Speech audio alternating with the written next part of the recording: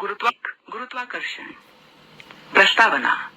या पाठात आपण गुरुत्वाकर्षण व गतीचा कसा संबंध असतो हे पाहणार आहोत. गुरुत्वाकर्षण, वर्तुळाकार गती व अभिकेंद्री बल, केपलरचे नियम, न्यूटनचा वैश्विक गुरुत्वाकर्षणाचा सिद्धांत, पृथ्वीचे गुरुत्वीय त्वरण, मुक्त पतन व मुक्ती वेग हे या पाठातील महत्त्वाचे मुद्दे आहेत.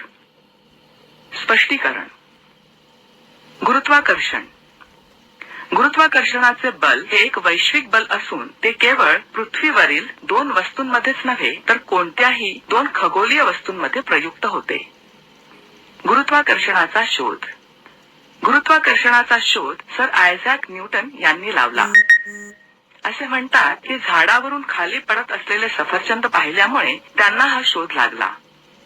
सर्व सफरचंदे खालीच क्षितिज लंब दिशेने का पडतात, तिरकी किंवा क्षितिज समान रेषेत म्हणजे आडवी का जात नाहीत, असे अनेक प्रश्न त्यांना पडले होते.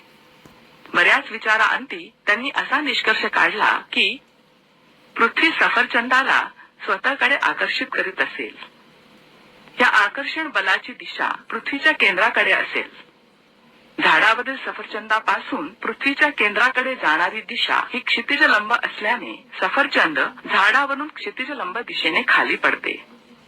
न्यूटनने विचार केला की जर हे बल वेगवेगळ्या उंचीवर असलेल्या सफरचंदावर प्रयुक्त होते तर सफरचंदाहून बऱ्याच अधिक उंचीवर पृथ्वीपासून खूप दूर असलेल्या चंद्रावर तसेच सूर्य, ग्रह अशा दूरच्या खगोलीय वस्तूंवरही प्रयुक्त होत असेल.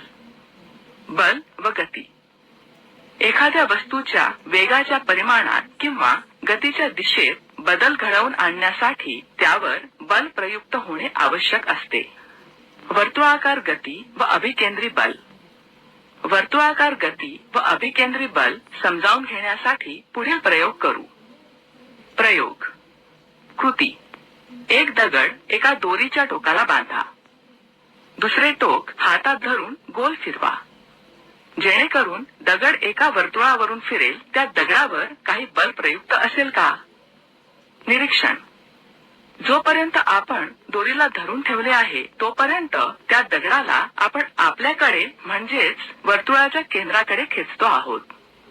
अर्थातच दगडावर कक्षेच्या दिशेने बल प्रयुक्त करत आहोत. आपण दोरी सोडून दिली तर दगडावर लावलेले बल संपुष्टात येते. त्या क्षणी वर्तुळावरील दगडाच्या स्थानाशी असणाऱ्या स्पर्शिकेच्या दिशेने दगड फेकला जातो कारण ती त्याच्या वेगाची दिशा असते. अनुमान. वर्तुळाकार कक्षेत फिरणाऱ्या कोणत्याही वस्तूवर वर्तुळाच्या केंद्राच्या दिशेने बल प्रयुक्त होत असते. या बलास अभिकेंद्री बल म्हणतात. या बलामुळे वस्तू केंद्राकडे जाण्यास प्रवृत्त होते. पृथ्वीचा नैसर्गिक उपग्रह असलेला चंद्र एका विशिष्ट कक्षेत पृथ्वीभोवती परिभ्रमण करत असतो. ते कसे हे वरील गुरुत्वाकर्षण व अभिकेंद्री बलावरून स्पष्ट करता येते. मागील कृती, उदाहरण व प्रश्नांचा विचार केल्यास असे लक्षात येते की चंद्राला पृथ्वीभोवती त्याच्या कक्षेत फिरत ठेवण्यासाठी त्यावर बल प्रयुक्त होणे आवश्यक आहे. हे बल पृथ्वीच प्रयुक्त करत असेल व चंद्रास स्वतःकडे आकर्षित करत असेल. त्याचप्रमाणे सूर्य देखील पृथ्वीसह सर्व ग्रहांना स्वतःकडे आकर्षित करत असणार. केपलरचे नियम. प्राचीन कालापासून मानव ग्रहांच्या स्थितीचे व गतीचे निरीक्षण करत आलेला आहे. 16व्या शतकापर्यंत ग्रहांच्या स्थिती व गतीविषयी बरीच माहिती उपलब्ध झाली होती. योहानस केपलर या शास्त्रज्ञाने ती सर्व माहिती अभ्यासली. त्यांनी ग्रहांच्या गतीविषयी 3 नियम मांडले. केपलरचे हे नियम पुढील प्रमाणे आहेत. 1. केपलरचा पहिला नियम. ग्रहाची कक्षा ही लंबवर्तुळाकार असून सूर्य त्या कक्षेच्या एका नाभीवर असतो. आकृतीत ग्रहाची सूर्याभोवतीच्या परिभ्रमणाची लंबवर्तुळाकार कक्षा दाखवली असून एस ही सूर्याची स्थिती आहे. 2. केपलरचा दुसरा नियम. ग्रहाला सूर्याशी जोडणारी सरळ रेषा ही समान कालावधीत समान क्षेत्रफळ व्यापन करते. आकृतीत AB व CD ही ग्रहाने समान कालावधीत पार केलेली अंतरे आहेत. आकृतीमधील AS व CS या सरळ रेषा एका कालावधीत समान क्षेत्रफळ व्यापतात. अर्थातच ASB व CSD ही क्षेत्रफळे समान आहेत. 3. केपलरचा तिसरा नियम.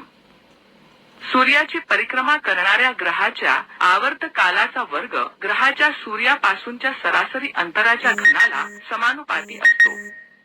म्हणजेच ग्रहाचा आवर्तकाल हा टी असेल व सूर्यापासून त्याचे सरासरी अंतर आर असेल तर टी स्क्वेअर हे आर क्यूबच्या समप्रमाणात म्हणजेच टी स्क्वेअर छेद आर क्यूब बरोबर के बरोबर स्थिर. केपलरचे हे नियम गुरुत्वाकर्षणाचा सिद्धांत मांडताना उपयोगी ठरले. न्यूटनचा वैश्विक गुरुत्वाकर्षणाचा सिद्धांत. केपलरचे नियम लक्षात घेऊन न्यूटनने त्याचा वैश्विक गुरुत्वाकर्षणाचा सिद्धांत मांडला. या सिद्धांतानुसार विश्वातील प्रत्येक वस्तू इतर प्रत्येक वस्तूला ठराविक बलाने आकर्षित करत असते. हे बल एकमेकांना आकर्षित करणाऱ्या वस्तूच्या वस्तुमानांच्या गुणाकाराशी समानुपाती आणि त्यामधील अंतराच्या वर्गाशी व्यस्तानुपाती असते. दोन वस्तूंमधील गुरुत्वीय बल G चे मूल्य. आकृतीमध्ये M1 व M2 वस्तुमान असलेल्या दोन वस्तू आहेत. D हे त्यांच्यामधील अंतर आहे. या दोन वस्तूंमधील गुरुत्वीय आकर्षण बल F हे गणितीय भाषेत खालील प्रमाणे लिहिता येते. F समप्रमाणात M1 M2 छेद D स्क्वेअर म्हणजेच F बरोबर G M1 M2 छेद D स्क्वेअर. वरील सूत्रावरून असे दिसून येते की G चे मूल्य हे एकक वस्तुमान असलेल्या व एकमेकांपासून एकक अंतरावर स्थित असलेल्या दोन वस्तूंमधील गुरुत्वीय बल एवढे आहे. SI एकक प्रणालीत G चे मूल्य 1 किलोग्राम वस्तुमान असलेल्या व एकमेकांपासून 1 m अंतरावर असलेल्या वस्तूंमधील गुरुत्वीय बलाच्या मूल्या एवढे असते. G चे मूल्य सर्वप्रथम हेनरी कॅव्हेंडिश या शास्त्रज्ञाने प्रयोग करून मोजले. SI एकक प्रणालीत G चे मूल्य 6.673 गुणिले 10⁻11 Nm स्क्वेअर प्रति किलोग्राम स्क्वेअर आहे. G हा स्थिरांक असून त्यास वैश्विक गुरुत्वीय स्थिरांक म्हणतात.